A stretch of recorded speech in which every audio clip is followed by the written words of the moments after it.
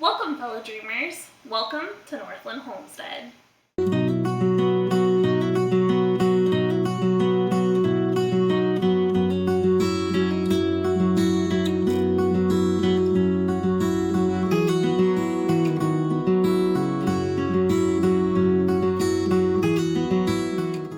Can you feel the shift in the seasons?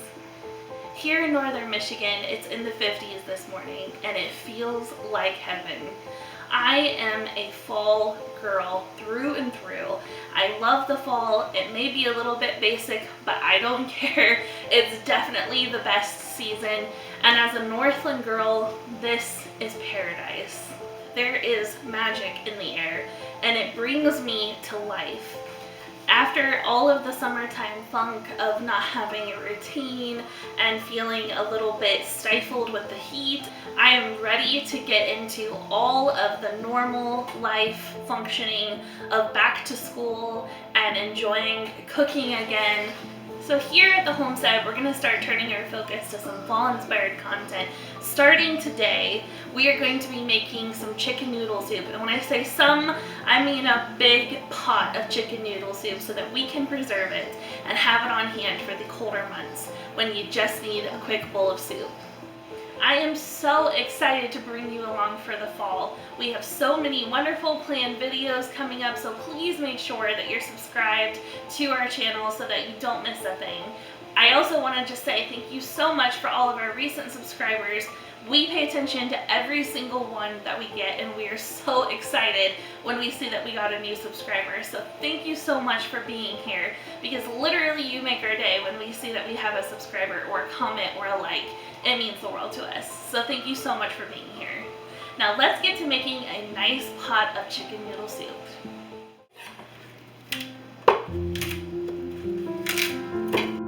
I love working with celery. As soon as I smell the scent of celery, it transports me to Thanksgiving morning, making stuffing with my mom for my papaw. My papaw's no longer with us, unfortunately, but it still brings back wonderful memories of his smiles when we brought the pan of homemade stuffing.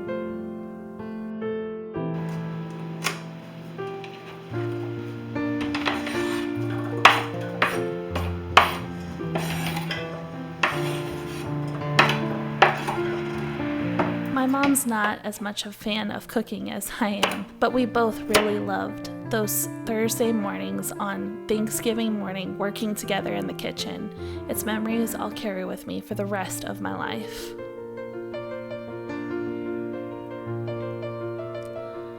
Someone mentioned in a previous video how dull my knife is, and they are 100% right. It's not something I really recognized until I watched it back in this video. You just kind of get used to working with things and don't really pay much mind to the fact that it's dull and needs sharpened. I actually didn't have a knife sharpener, so that's something I've purchased and it's coming in Amazon, so you won't have to deal with my dull knives anymore.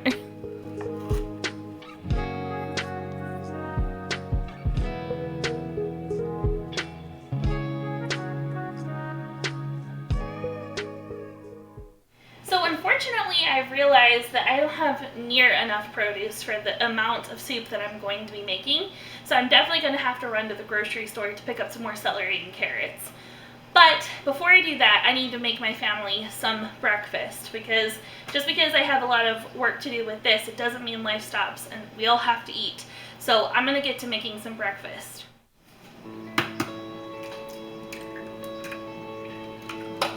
I actually find cracking eggs one-handed even easier than cracking them two-handed. Does anyone else agree with this? If you've never tried cracking eggs one-handed, I highly recommend giving it a try. It's not half as hard as it looks. All you need to do is make sure you get a really good crack.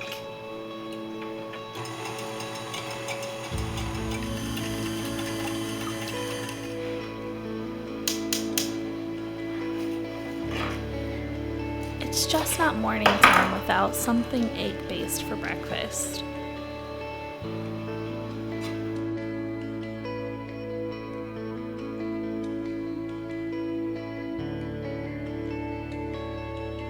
I love cooking alone, but if my kids want to cook with me, I'm going to let them. It's good to teach them those skills.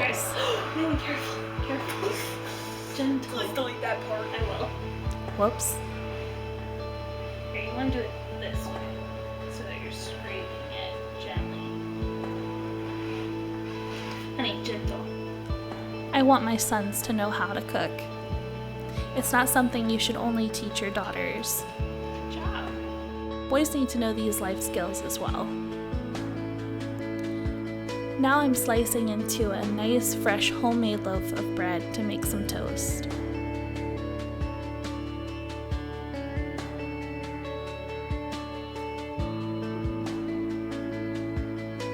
Alright, so I just made a simple breakfast of scrambled eggs and toast, so we're gonna go enjoy this and then we'll get back to making the chicken noodle soup. Let's go ahead and peel up all of these carrots.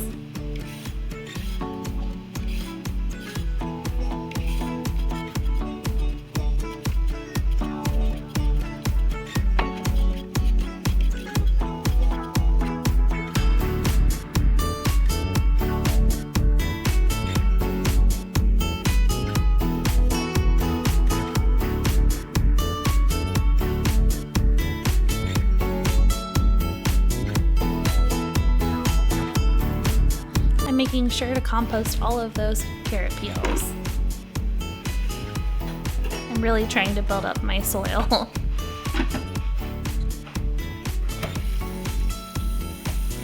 Time to give all the veggies a good rinse.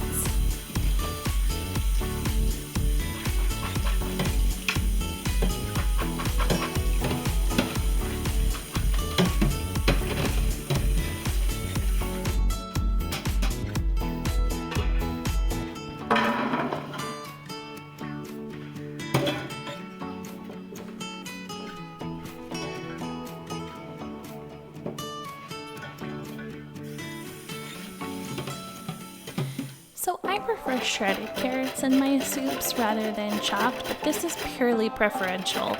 And if you prefer chunks of carrots, by all means cut these into chunks.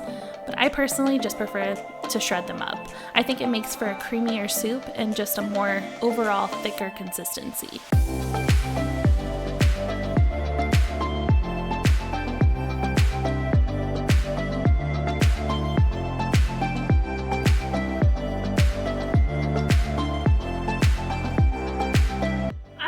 Over to my food processor. I was hand shredding all of those carrots and it's taking a really long time and it's also really hard on my hands.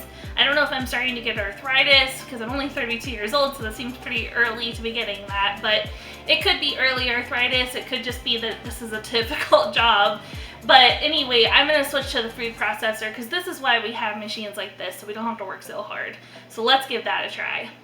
This food processor worked like an absolute dream. And if you do a lot of bulk cooking in your kitchen, I highly recommend having this machine in your collection.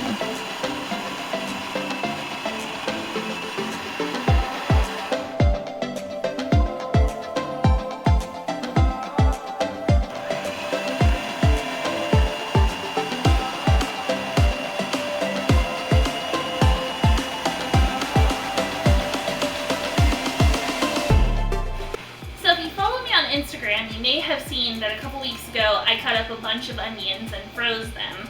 And I wasn't really sure what I would be using these for, but I use onions all the time, so I really like to have these in my freezer ready to go for whatever recipes I need. And today I'm going to use the whole bag for this soup, so it's really nice that I don't have to chop any onions, because I've got enough chopping to do. Alright, we're going to now brown our chicken in a little bit of olive oil. This step isn't exactly necessary, but I do find that it makes for a richer and more flavorful soup if you take that extra step to brown your chicken.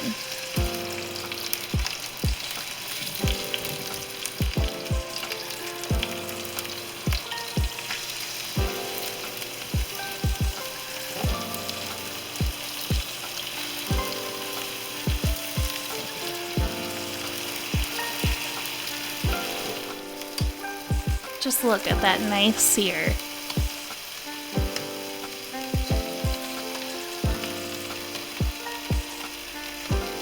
You definitely want to wait until it's got a really nice dark brown color. All of that's just extra flavor.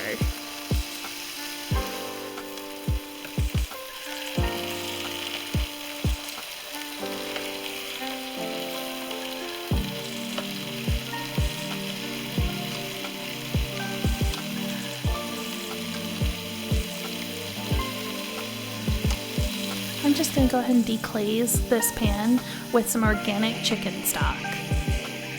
You don't want to waste any of that delicious flavor.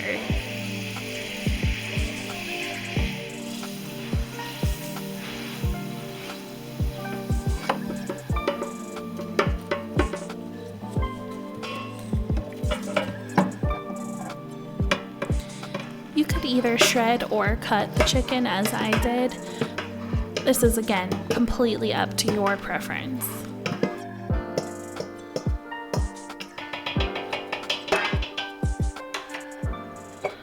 I love this little garlic jar. I found it in an antique shop.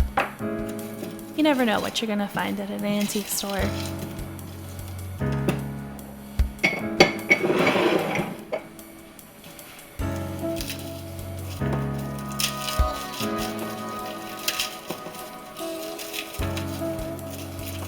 I don't know exactly how many garlic cloves this is, but I think it was a whole clove or whole bunch of garlic.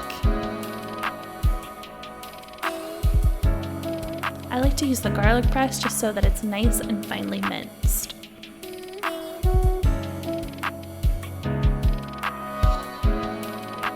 We are finally heading to Meijer to get the rest of the produce that we need.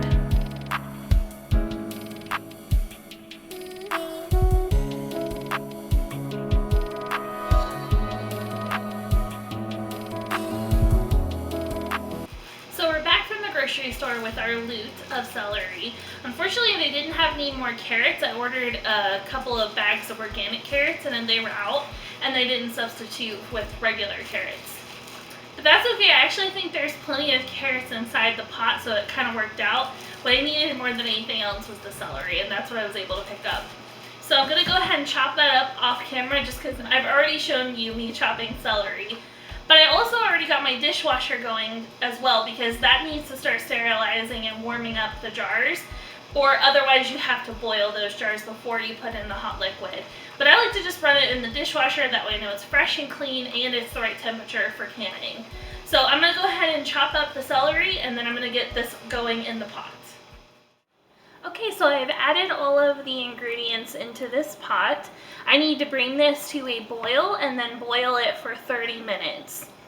And then I'm going to be able to add some bouillon cubes, and then it's just a matter of canning it. The only thing to note about canning chicken noodle soup is that you can't actually can the noodles, or else they'll become mushy, and it also inhibits the actual canning process because of the starches or something like that, inhibits the heating process throughout the jars. So you can't actually can the noodles, but you can can everything else, and then when it comes time to actually make your dinner, you'll just heat up your soup parts that you actually canned, and then boil some noodles that you can add to it. So it's really still a time saver because you don't have to chop up all these veggies or, you know, brown the chicken or anything like that. So it's still worth doing, but yeah, you will have to still boil those noodles.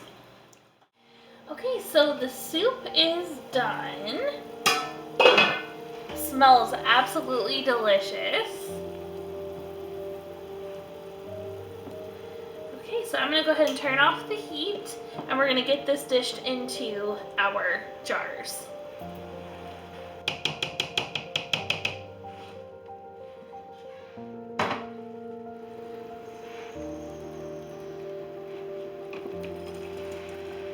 You're going to want to leave about 1 inch headspace for this soup.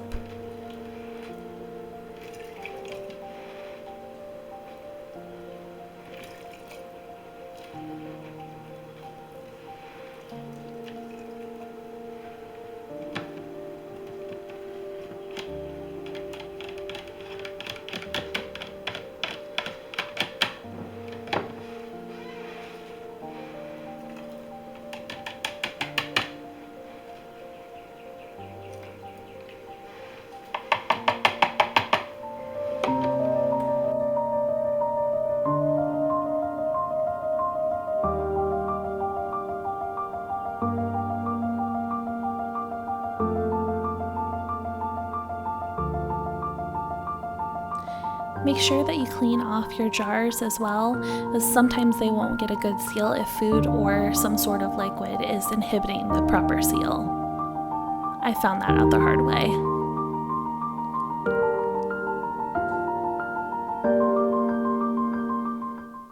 Alright, so I finished canning all of the soup. I believe I have 13 quart-sized and 7 pint-sized jars. The pint size will be great for single servings if only one person wants a bowl of soup, and the quart size I can stretch to all of our family. So let's get this in the pressure canner. I'm getting so much more comfortable with pressure canning, and I'm actually starting to kind of enjoy it. I really appreciate seeing all of those canned jars in my pantry, knowing I canned them myself.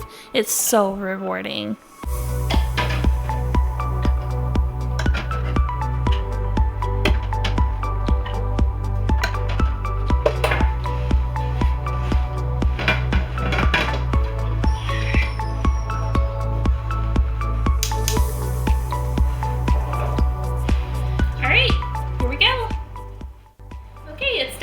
Starting to hiss, and there's definitely continuous steam happening.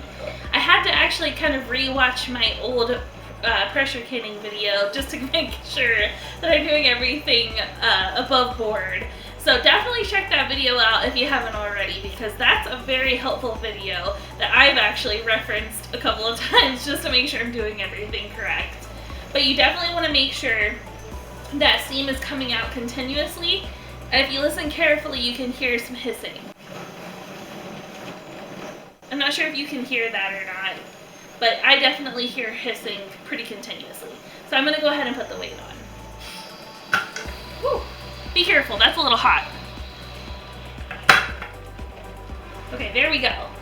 I would do what I just did and have a towel or something when you're pushing that down. That was a bit hot. There we go. The valve is up. It's nice and sealed. So, as I said in that previous video, make sure you push this down all the way, because when you just push it down lightly, it's not completely sealed. You want this valve to pop up, and that's how you know it's sealed. So, the PSI is definitely rising, but we're not at 10 yet, so you don't set the timer until it reaches the right PSI. So, we're still waiting to set the timer for 90 minutes. Alright, so we are officially at 10 PSI. So I'm going to go ahead and set my timer for 90 minutes. There we go. Now we just sit and wait. Okay, so the timer has gone off. So I'm going to let this completely calm down and get back to 0, and then wait 10 more minutes before taking the weight off and opening this back up. But then it's done. First batch almost done. Okay, so the timer has gone off. The 10 minutes has passed. This has completely calmed down and rested. I don't hear any more hissing or anything. So it's time for us to open. So I'm going to go ahead and take the weight off and open the pressure canner. Remember to open it away from your face so that the steam doesn't get you. Alrighty.